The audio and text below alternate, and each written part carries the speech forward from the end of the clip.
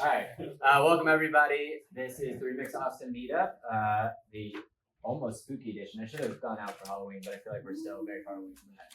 So no ghosts tonight, unfortunately. But what's up? November 1 should be the Halloween. Yeah, we'll just like keep the fun going. No, November is going to be the day after the election. So I don't know what I'm going to do for that, but it's going to be very exciting. Anyway, we don't have to start on a down note. So we got an agenda.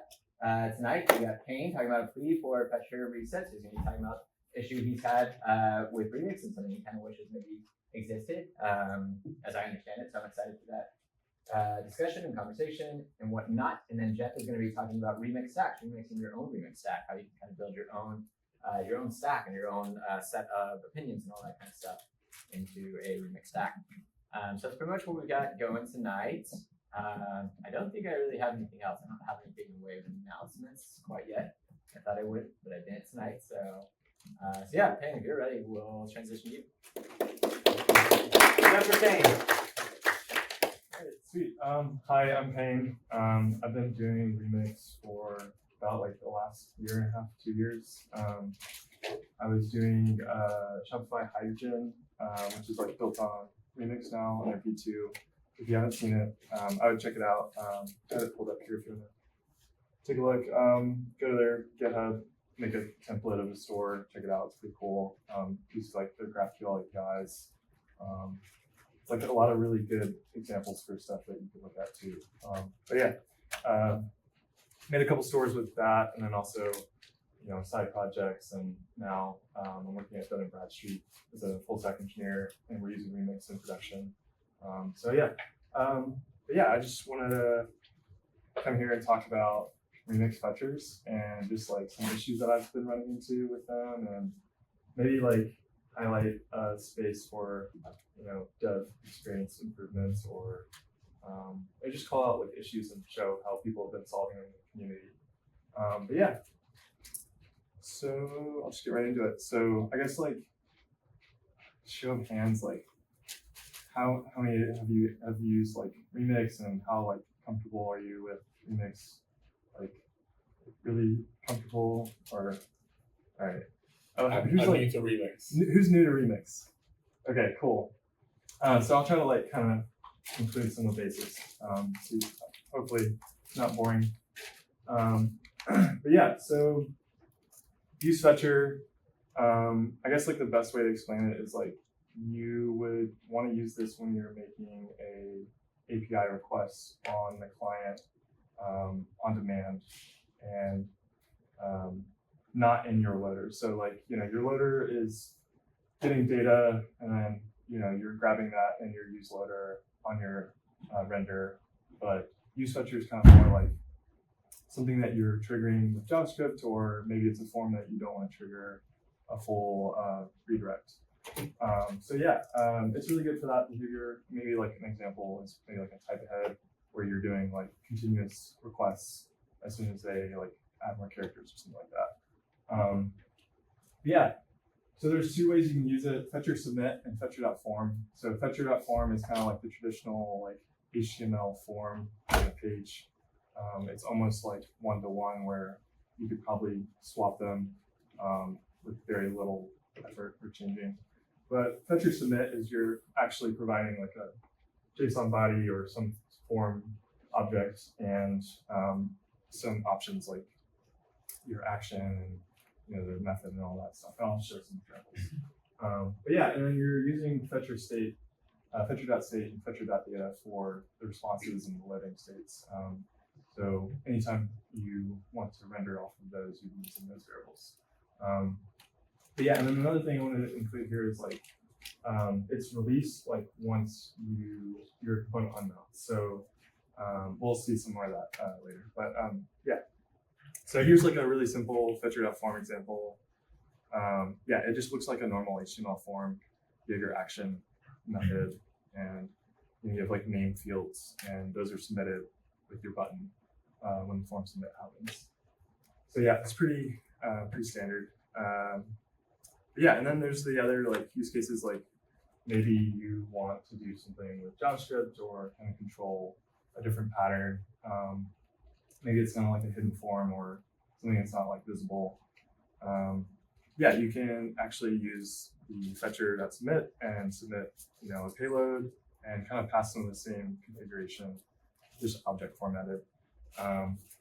Yeah, and it doesn't even have to be like a button, right? It could be whatever code that you want to trigger this submit. Yeah, this might be a little light, but you can see it. Yeah. So another option you can do with fetchers is you can provide a key, and I just copied the docs example because it's a really great example. So if you're building like a web, a shopping experience, and like the top right corner, there's like the bag, and it has like a little badge that says like you have 5 items in the cart. Passing this key allows it to store this fetcher data in a like global space that you can access that data in other places. So when the user's submitting stuff to the cart in a different part of your app, you're able to actually get that same data from a different component without actually having to call that again, which is really handy. Because like if you do it without that key, you have to build your own provider, you have to hoist it up to somewhere in your application up above everything. So yeah, this is really handy. That's a really good example. So yeah, also if you guys have questions, like please stop me. Otherwise we'll just kind of power through.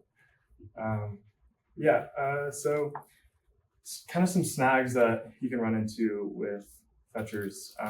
So like managing side effects, like say if you want to show a toast when somebody submits something, or show an error toast when something happens, something bad happens, or maybe you can't use an HTML form with the inputs that you need, and maybe you need to submit some sort of JSON or payload manually, right? So you could use that here. But yeah, and then there's also like just strange bugs that you can get with like scale fetcher data. And this is like something that's super common. Like I probably run into this in almost every project. Like it's kind of not really clear like when the fetcher is unmounting. So I guess you kind of just think about like when is this component discarded, and think about do I need a key here, or do I need to kind of like clear out this data somehow. So that's like another issue. And I think like an example there is like, say if you have a modal that's not actually unmounted, right? It's just hiding and showing with CSS, or maybe it's like a portal or something. But yeah, and then fetcher global key scoping. So I'll kind of show an example of this later. But I was talking about like the bag example. So you really only have this like global scope for those fetchers, and maybe say if you want to go to a page where you have a bunch of fetchers that you want to use throughout that page, but as soon as you leave, you don't need them anymore. So I'll show an example of that, and that's like, yeah. So yeah, so for like fetcher side effects, like here's what I was talking about earlier. Like you kind of need like this use effect to handle when the fetcher data changes, and say if there's an error, you kind of have like a custom response from your loader action that handles like an error message or a success. So I think like a lot of the React community is kind of like torn on like, do we like use effect or do we hate use effect? So that's kind of like a big thing. So I kind of like we'll talk through some solutions. I've like literally ripped a lot of these from GitHub, and so there's like 2 main discussions I think that you'll probably find if you're searching something that like comes across these pages, and it's usually these 2, this one and this one. So people have kind of found these solutions, but they're kind of like small workarounds. So yeah, I'll kind of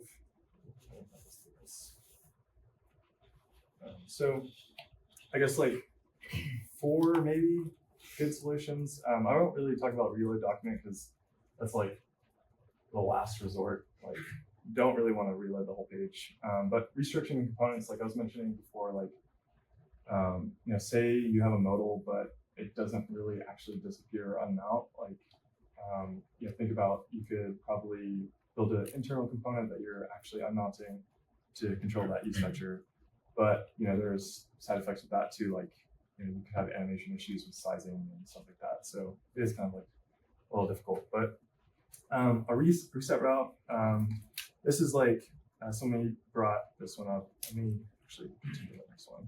So reset route, like basically you can create like an action. So for those that don't know, like an action is like it's like a loader, but you're treating it more like a post or like creating something, right? So it's like posting a form. So one example is just posting something that's gonna return null. And so some people have suggested that this is a way to clear out the fetcher. I won't recommend this because here, I'll actually show this. So I have a bunch of fetchers here. So yeah, so all these use like the same fetcher and they're hitting the same route. So basically all it's doing is, let me pull this up so you can see it too. This one. These little bars in the way. Okay, so yeah, I have a bunch of fetchers here just to kind of like walk through some of these. So here's like a basic one, hitting this API. I'm not gonna implement this one as well. So this is just getting like the time so that we can see the time. So hit submit, it's loading, and then it puts out the time. So I also added a little delay there so you can kind of see like the loading process. And then like with the key, we can show like how this like persists like with page navigation and stuff. So submitting, and then say if I like go back and I go back, you'll see that this one has disappeared and this one has persisted. And I'll show you like where that's stored and stuff later. But yeah, and then with the reset route, I'll talk about this one. So basically like say we're done with this data, like we want a new time, we're gonna hit that reset route, and here I'll pull this up too as well. So hit the reset, and we're actually making another action call, and then you see that in the API response, and it's returning null here. But yeah, so the reason I won't recommend this one is because it's like super delayed. You can actually see it's like loading, right? So you're making another API call that's like preventing you from treating this as like empty or a resetted state. So it's like another like you have to handle or another thing that you have to wait on. So wouldn't recommend that. Yeah, and then let's do another one. So a fetcher wrapper. So Kilman, he's like he's really involved in the remix world. So I'm sure you've seen his stuff out there. But yeah, so I think he made this back in October last year. But now it's kind of changed with key use fetcher takes a key now. But he built this like wrapper for use fetcher so that you can basically call reset, and it just resets the state, right? So yeah, so the reason this one is a little also there's a good thing about this one, right? Like you're moving this like extra state hook outside of your component, and then you're using it in this wrapper. So like a lot of times, to fix this problem, you have to copy it over like the fetcher data to your own custom state, and then manage that yourself. But having it here kind of like predefines that here, and you don't have like all these use states that clutter up your component. But yeah, so yeah, and you can see that reset here, set data undefined. So I'll show that example here. So submit, and then reset it, and we're not making an API call here. So this one's really handy, but like I said, like it doesn't have a key, and key wouldn't really work here because it's being stored global anyways. But also just like thinking about like wrapping core Remix APIs with your own code, like it's something you have to maintain as well. So just another thing to think about. But yeah, and then so this is another guy that's really involved with Remix. He suggested using this is using your own state inside the component, but basically generating a random key every time, and then when you need to, you can change that key to kind of like break out of that old fetcher. This is also really good because you're getting the behavior you want, but essentially you're creating a bunch of global fetchers that you can never really access because it's like based on a symbol that's always unique, and you're just cluttering up this global space. So really, this is really only needed when you like just don't care about the key at all, and you just want it to be unique every time. And yeah, so it's kind of like a really niche case. But yeah, so I guess here I'll show that one as well. So submit, and if I want to reset. So it changes that key. But a problem with this one I was talking about is like it populates that global space. So I'll submit a couple here. Are you using the symbol? Yeah. So the symbol is like in the. Here, let me show you where that. Or you can see it in this example too. So like, it's just like generating the symbol for that key identifier. I just tried this somewhere recently, and I don't know if it's TypeScript error or what, but it didn't like it. Oh, yeah. Yeah. That's something somebody brought that up as well on the GitHub about like the typing not matching up, and that's another reason why I probably wouldn't recommend this one. But here I'll show you where that's. So if you go into the route provider, you can actually see where these fetchers are stored. So here, like every time that we're creating that, it's registering like a new symbol and putting it in that space. So, say if you have somebody that hits your page 100 times, so there's gonna be 100 fetchers in there. So, and it's like, say if I do need data from one of those, like it's really difficult to go back and get that, if not possible at all. So yeah, that's just kind of like another like frustrating thing with symbols, using the symbol resetter.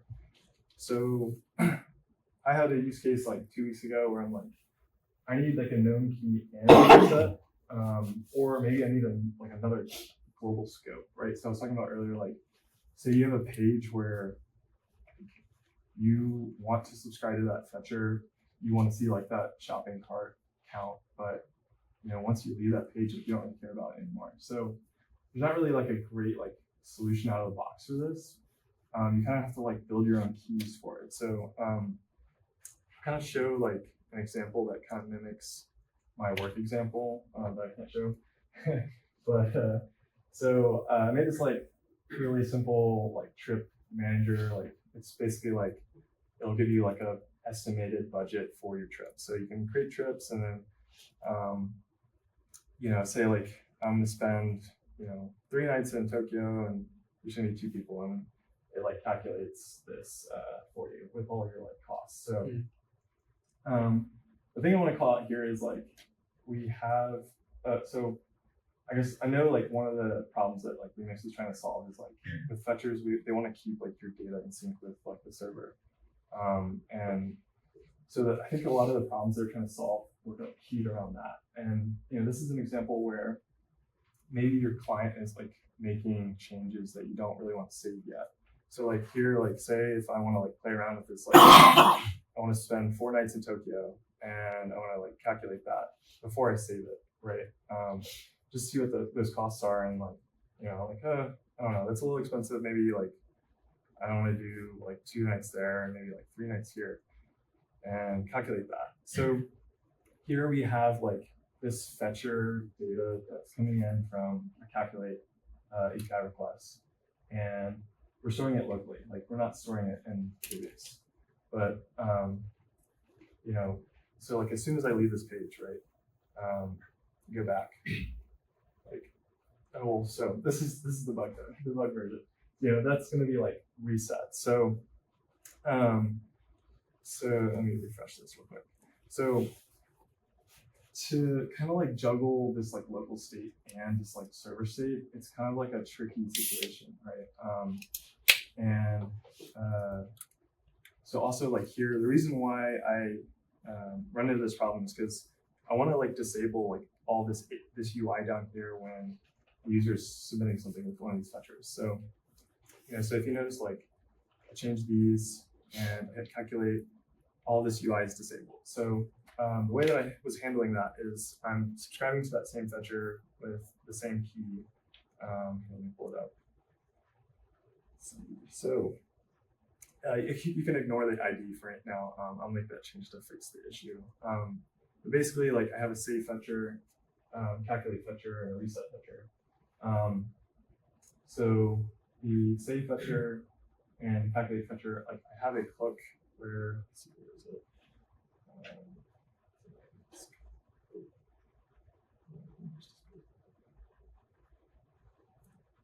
So I have this hook where it's like use fetchers submitting. So in my example, it's not really great because all the stuff is in one component, but like, think about if you're building a really complicated page, you're not going to be like using this hook somewhere in the same page. Like you're going to be using this in like a nested component.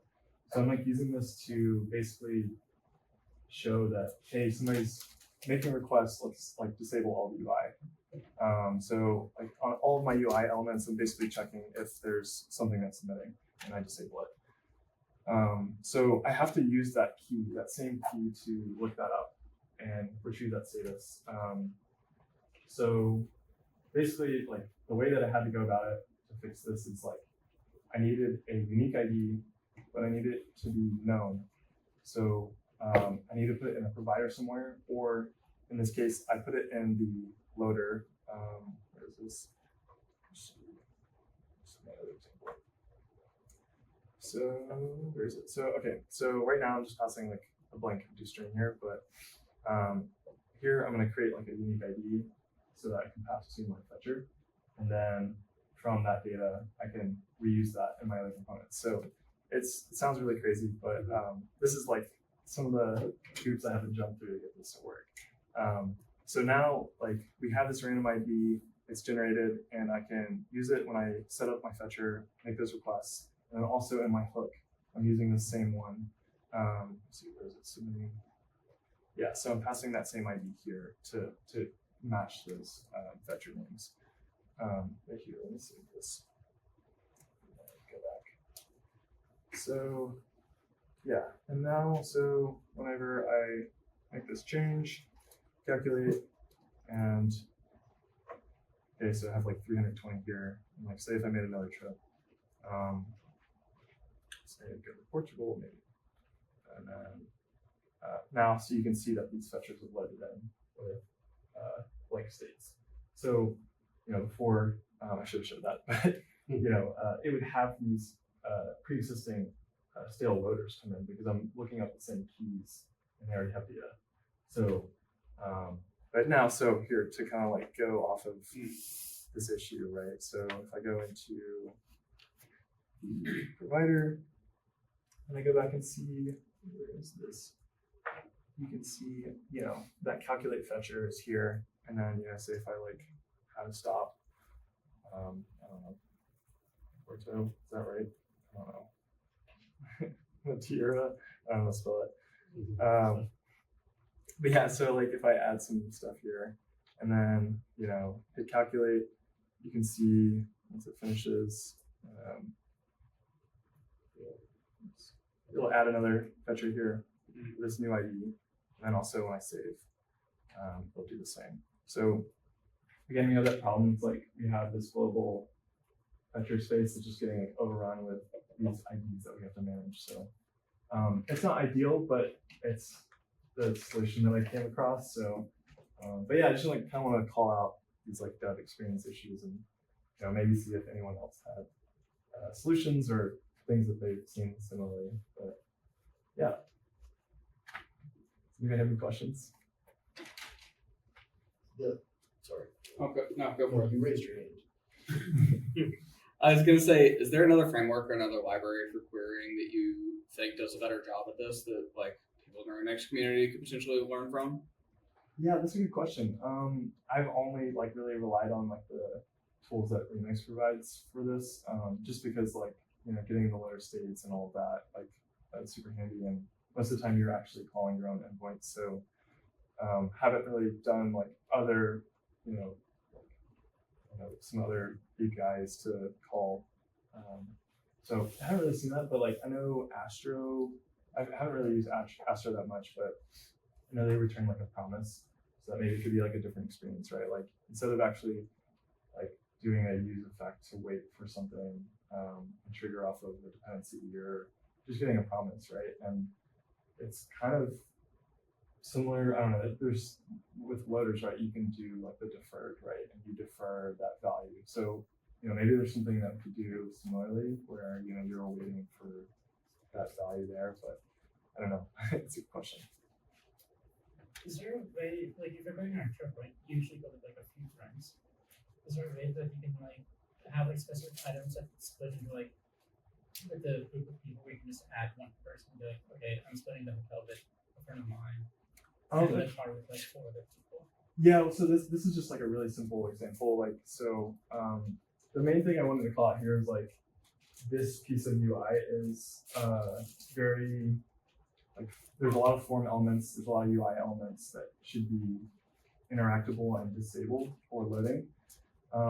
And we create a local copy of some sort of data that you want to manage, as well as like this server driven one, right? So like we have like the server driven results, but then local changes that we want to put on top of that and maintain as well. So yeah, that's just like what I wanted to call out there. So it's not like super crazy of an example, but you had a question too, right?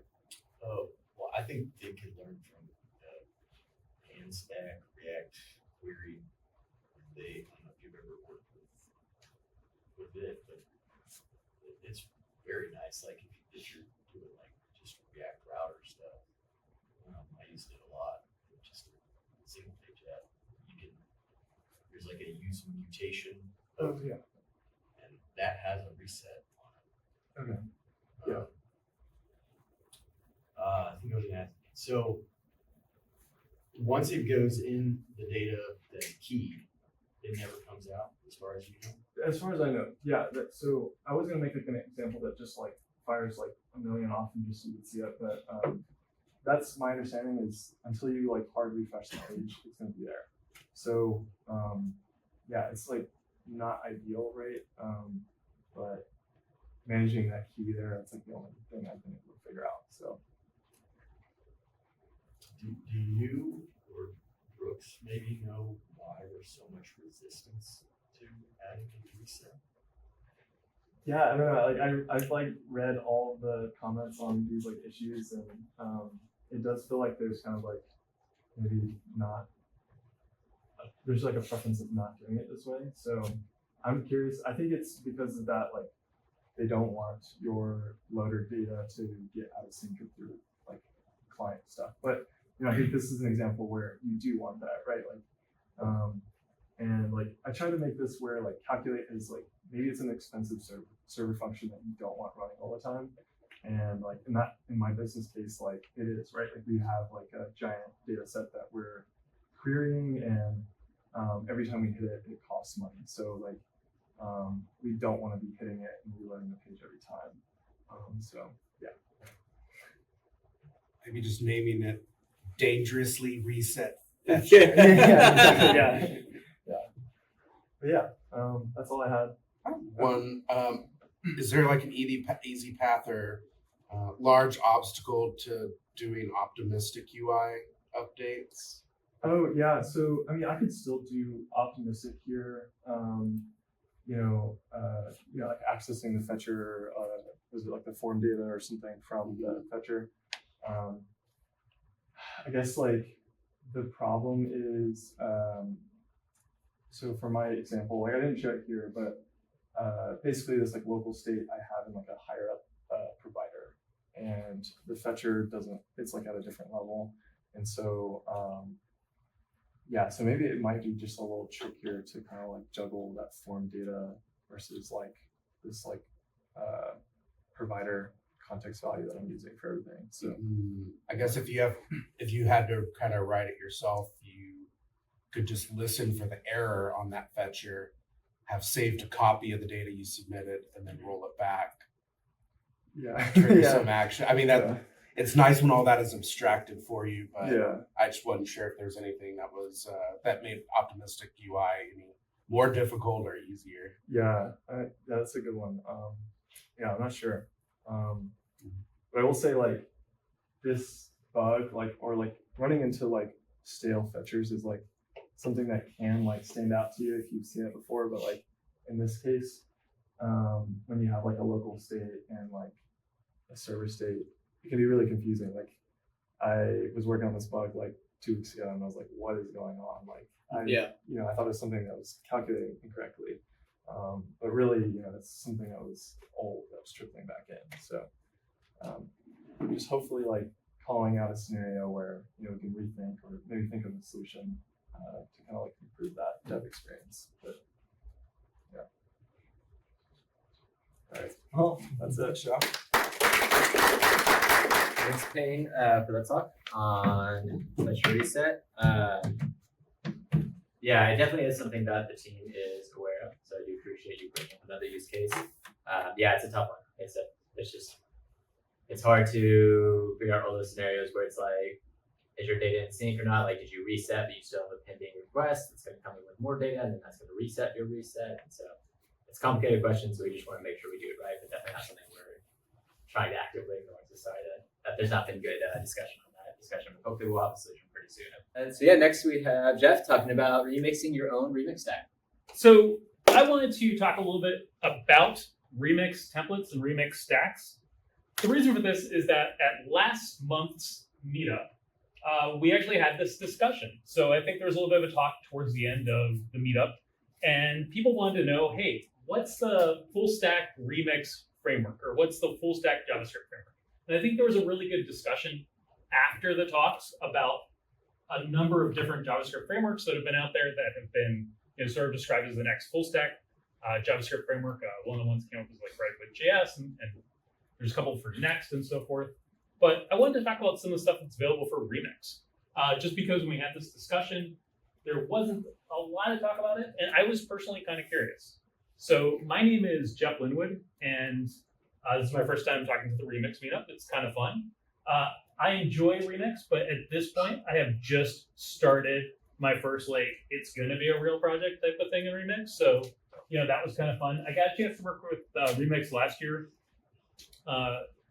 to write up some directions on how to use our platform with Remix. So I got some experience with it, but definitely this kind of got me a little bit more interested in what else you can do with Remix. So here's kind of a short agenda. We'll just talk a little bit about some of the stack decisions you could make, an overview of the 4 major stacks that have sort of been out there, and then creating your own Remix stack, which was actually super easy, and it's not going to be really impressive, but still pretty cool. All right, so here's what I wanted to talk about was your stack decisions. So how many of you, when you start a project, dive right away into, okay, I want to work with this technology, I want to work with that technology? Handful of people? Awesome, okay. How many people are I'm not quite sure what to use, and I'm going to do a lot of research? All right, some of the same people, so yeah, I get it, right? And there are a lot of choices, right? So other platforms, other providers, other technologies, they might have sort of a blessed path, right? So if I was to pick another framework, it might have a preferred deployment platform, right? Because they're the people supporting it, they're the people that you want to deploy on. It's sort of first class, right? Another ones, they might come with the object relational mapping, right? So if I was to start a new project Ruby on Rails, chances are I'm going to be using Active Record, right? You could probably use something else, but in general, you're going to be using Active Record if you're a Ruby on Rails developer. Databases. Obviously, this is kind of a key choice too, right? So if you're going to use an ORM, then that might constrain which relational database you use. You might not want to use a relational database at all. You might want to use something like DynamoDB or something like that. End-to-end testing, right? So you could choose Playwright, you could use Cypress. Is there anything new kind of out there in end-to-end testing people are using? I'm not using it yet, but Datadog Synthetics is a pretty cool platform.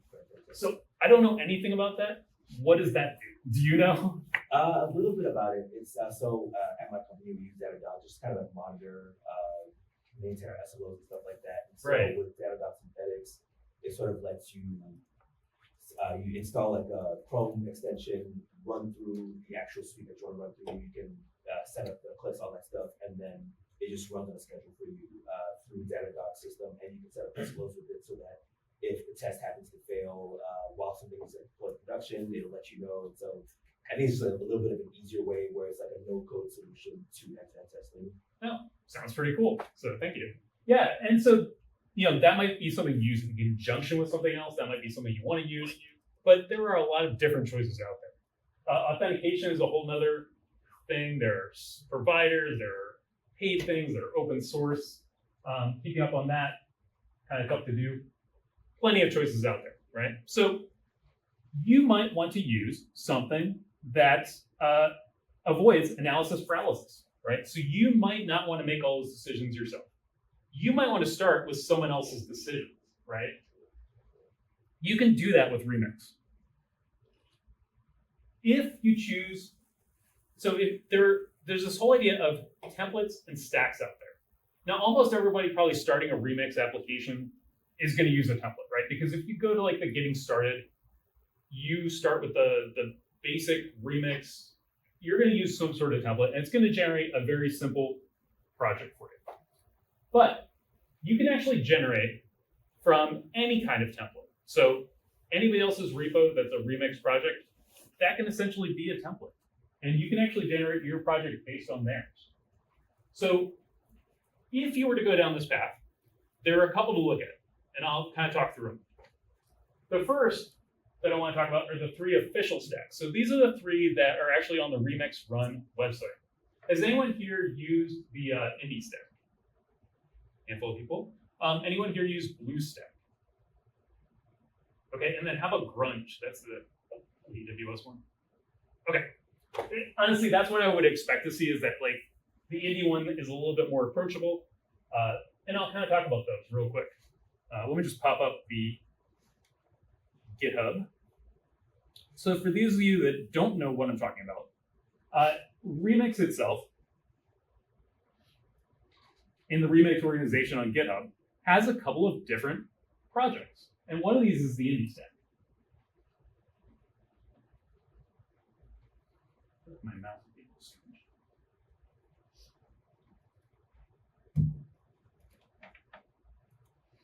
There we go. These have some awesome cover graphics. So we've got this Indie stack here. They're all named after music. And you can see what's inside this Indie stack project. The most important thing to kind of notice here is that just like you might do npx create remix at latest with, to just create your new project, if you pass it the -- template flag, and then in this particular case, you pass it the GitHub org and the GitHub repo, that'll actually create a new project for you based on this template. So the cool thing about this is that this one here, Indie, comes with all this stuff, right? So if you want to see what's in it, we've got deployment to fly.io. We've got SQLite database, which works well with Fly if you set up an volume and do all sorts of other stuff. You have GitHub Actions, you have Prisma, Tailwind's kind of out of the box anyway. Use a Cypress for your ESLint picture. So much stuff you might already want to set up. But one catch with this particular stack is that there's nothing wrong about using Fly, right? Fly.io is a hosting provider platform. But if you're currently hosting with some other provider, you may want to just keep everything there. You may not want to use Fly, right? Again, nothing right or wrong about Fly, but you might want to use another provider. And so this Indie stack is great, but you may want to sort of roll your own stack based on the Indie stack. And you'll see that's actually what a couple of other providers have done. I'll talk about that in a little bit. But this gives you more than just the Remix out of the box. So you got all the stuff in here. All right. Next step up from Indie is really going up to the BlueStack. And the biggest change here, I think, is going to be that you're using multi-region app deployment on Fly.io. And if you're familiar with Fly, that's one of their big, I would say that's one of their big value adds compared to other providers. So I don't want to get too much into that, but that's more or less the big difference here, I'd say, between these two stacks. The idea, I believe, would be that you would start your project with the Indie stack, and if you want to move to a multi-region deployment with Fly, you can take a look at this. Kind of cool. The last one that I want to get into, and I'll just kind of touch on this one, is the grunge stack. Again, it's another remix stack that's official. I haven't actually tried this one out myself, but it uses DynamoDB as the database. So, you're not using Prisma. It's not, no object to relational mapping layer. Dynamo is not a relational database. You are using GitHub Actions. You're using Cypress. It already comes with Tailwind, all that stuff. But you're doing your AWS deployment with Architect.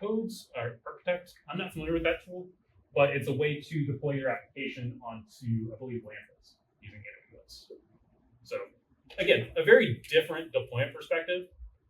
But one of the things that you kind of see with this is that these are all three repos that are pretty well supported.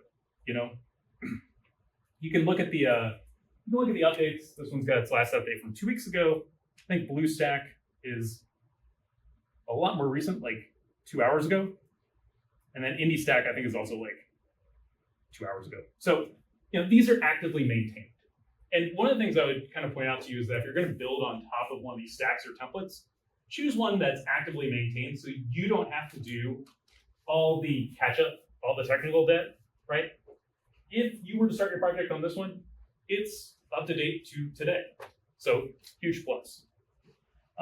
The other one that I want to point out is not an official Remix organization stack, but it's also extremely well supported. And that would be the Epic stack. Does anyone use this one? Okay, 2 people, awesome. Cool. What do you like about the Epic stack? Choice.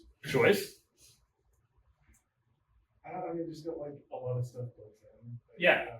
And it doesn't trust a lot of decisions that he's already made. So. Yes, and actually I think decisions is kind of the key point to make with this Epic stack. Because one thing I really like about this stack is that there's a lot to it. But if you click into the docs, there's this awesome folder called decisions. Check it out. It's under doc/decisions. So every decision that's been made for this stack, right, is actually in here with a sort of a decision document and some justifications.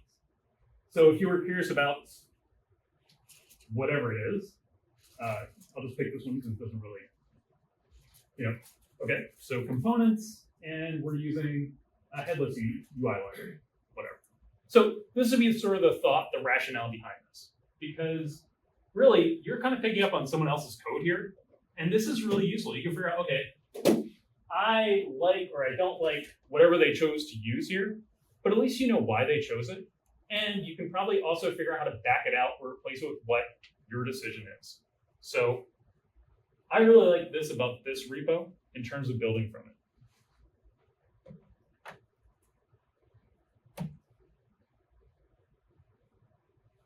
I also want to point out that I'd say those 4 are really well maintained. I can't speak for the other 142 stacks that are out there, but if you were to go to github.com/topic/remix stack,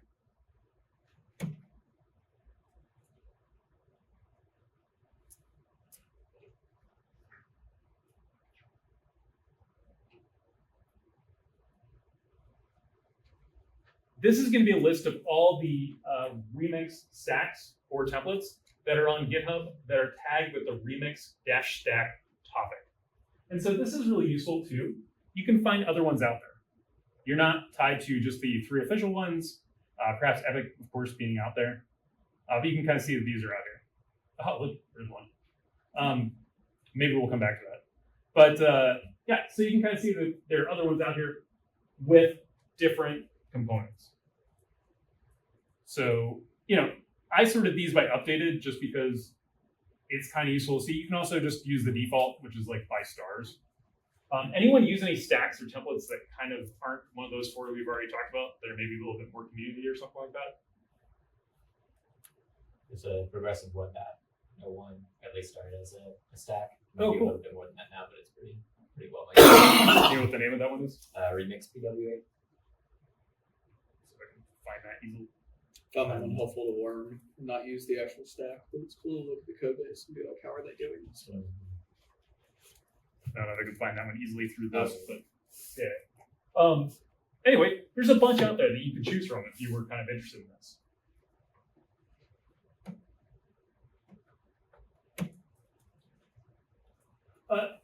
Something else I want to point out is that there are a lot of these templates for deployment providers. So I'm not going to like call out any names or something like that, but one of the things that a lot of, let's just say, deployment providers do, places to host, is that they don't provide deployment directions for Remix. So they don't come with, hey, add our configuration file to make it, we have a YAML format, we have a TOML format, whatever it is. Add that, add this, add a health check. You're ready to go with Remix on our platform. In a lot of cases, what they do instead is that they have forked the indie stack on Remix because it's a good one to fork. It's got a lot of stuff that you want. It's got an example application. It uses the database. You can set up sort of a full stack look with it. The problem is that they're telling you to they're telling you to start your project with their fork of the template. But the problem is that their fork is like, you'll see it's like 6 commits ahead of IndieStack, but it's like 179 commits behind.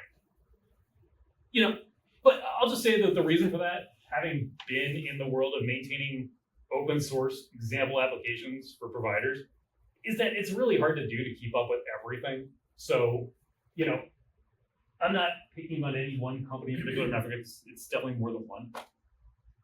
But I would encourage a lot of these deployment providers that instead of only providing directions for how to start from a template, to actually provide more deployment directions on their website that are more like, hey, here's what you would do to modify, say, the IndieStack to get to run on our platform.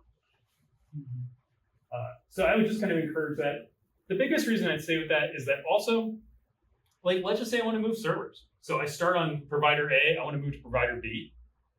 I don't necessarily want to go regenerate a whole nother project, do a diff against that, figure out what changed, or take a look at their commits and then apply them onto mine. And it's all possible, but it's not great, right? And so that would be something else I'd consider, is just, if you're a deployment provider, to provide directions on how to modify IndieStack to get it to deploy onto your platform. All right. Now for sort of something that's kind of interesting, which is creating your own Remix template. Let's just say that you've got your own great idea, right? So you like the IndieStack, you like the BlueStack, you like whatever it is, but you don't like one choice they made. Or you want to use your own stack because you want to have to deploy to, your own preferred provider with your own Prisma or Drizzle or whatever you decide to choose. You can do that. All you really need is you need a Remix project. And that's pretty much that's it. If you want to make it public on GitHub, just add the topic of remix-stack. That's how that Jeff render remix template got on there. Don't expect that to live forever. I also choose not to maintain that too far into the future. This is an example. But that's one way to do it. You may want to include a remix.init index.js script for unmack file creation. So I thought this was a kind of a cool feature in the IndieStacks. Is that inside IndieStack, we've got this remix.init folder. And in here, we've got an index.js.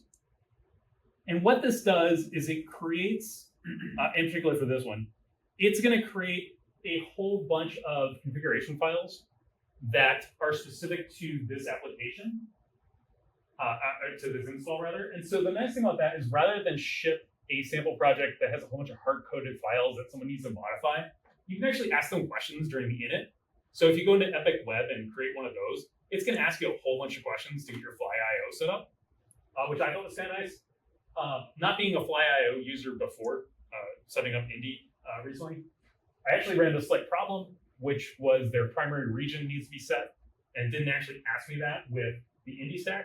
It did ask me that with the Epic Web Stack, so clearly someone had kind of thought about that. You can ask all these questions, you can set up all these files, you can make sure that if you need to create a Docker file, if you need to create I think it's like fly.toml or something like that, is like the Fly configuration. It would create that for you as well. And so it's really nice. If you're a provider, you want to make these templates, you want to kind of set things up for people, this is where you do it. And you can actually rerun this init script After the person like sets it up, I think it's like is it npx remix in it, something like that. So this can be rerun again if you want to say create the deployment files for your new project. All right, just a little bit of time left. I'm actually, let's see. I'll probably just skip the demo just because it's not really that exciting. All I did was I forked the Remix render example. So render is another deployment platform, and hadn't used that before either, but I thought I'd check it out. Their example has you set up basically a Remix JavaScript project, ship it over, you fork theirs. They support infrastructure as code. And so I created my own template with a render.yaml file. That happens to be their infrastructure as code format. So more or less you add a few things about the web service name, you add the build command, start command, and then it picks up session secret node environment, and then you're kind of off. So it's kind of nice. If you take this Jeff Remix render and you would, in this particular case, you could create a new one from it. You could create it from the GitHub, but I've got a local copy here. And this is just running an npx remix, create remix at latest with my template. And so, Meetup. Oh no, it's invalid. Whatever. Oh, because I'm in the wrong directory.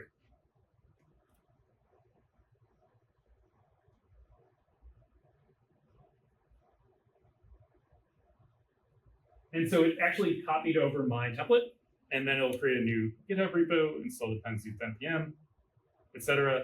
And if I follow render's directions, I can set up a blueprint with this and deploy it. Sure, trust you. And this is my new project, and you can see it's got the render.yaml, and it's got all the other stuff in that template. So it really was that simple. And again, just to deploy this on render would be no big deal whatsoever. But I do want to have a little bit of discussion here at the end, and we're running a little bit short on time. So I do want to cover the reasons not to use a template or stack to start. And this is me personally. I actually kind of like adding stuff to my project, kind of like knowing where it came from. And also, I like simple in a lot of ways. And sometimes you pull in something huge into your project and you start working on it, and it's like, where did all this come from? And you get mixed up with like X, Y, and Z, and you don't really need it yet. Like, as an example, if I'm just working on this project and I'm working on it here on my laptop, it's cool to deploy it right away, but I don't necessarily need to do that. I just need it running locally. And so if I need to set up like all this other stuff and like an account on this provider or whatever, it's like, it's kind of a lot. So that's one thing to do. I think another thing is that sometimes you don't know why the decision was made to do something, and I do appreciate that about the Epic web stack. The decisions are in there, so I feel like it's got that architectural decision record. You can go in there, figure out why things are done, and if you don't like it, at least you know why, and you can swap out the component library, swap out the testing library, whatever it is. One suggestion that I would have that would be kind of cool would be having a community-run remix stack/template directory. So in addition to like just kind of browsing the topics, it'd be kind of cool if someone built like doesn't have to be like anything fancy, but just like a simple single-page application type of thing. Just some filters, some examples, some docs. Nothing too fancy, but just a place to go to check this stuff out. And again, I don't think that needs to be something real official. It could just be someone's like side project type of thing, but it could be kind of cool. Let's see. Any thoughts or discussion? Well, if you want to, you could go to remix.run/resources. I know a guy who built out this resources page.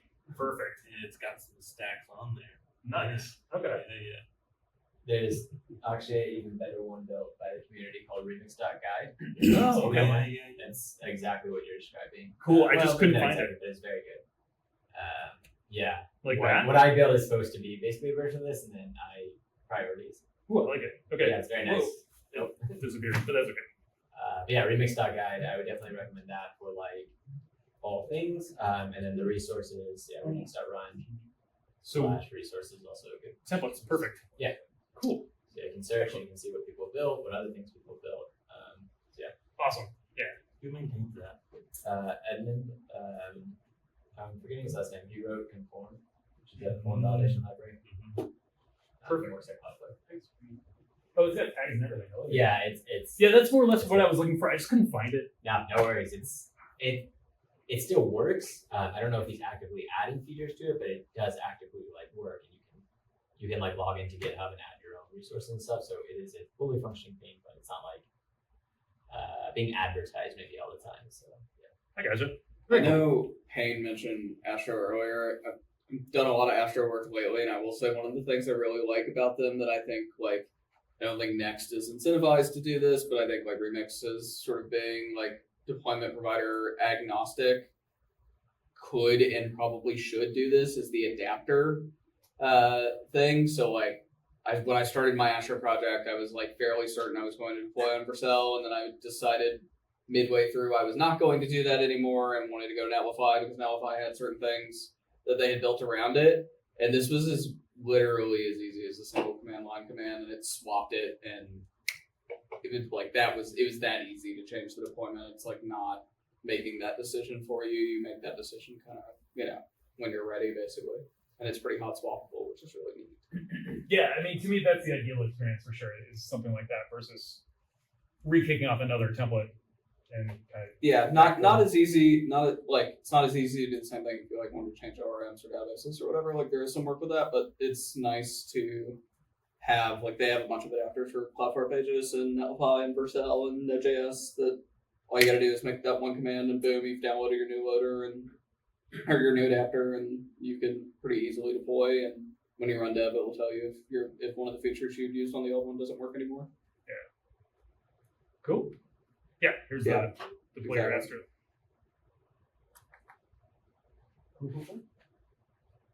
All right.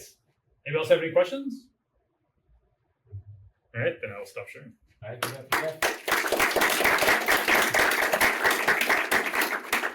All right. Yeah, that's good. Sweet. Thanks to our two speakers.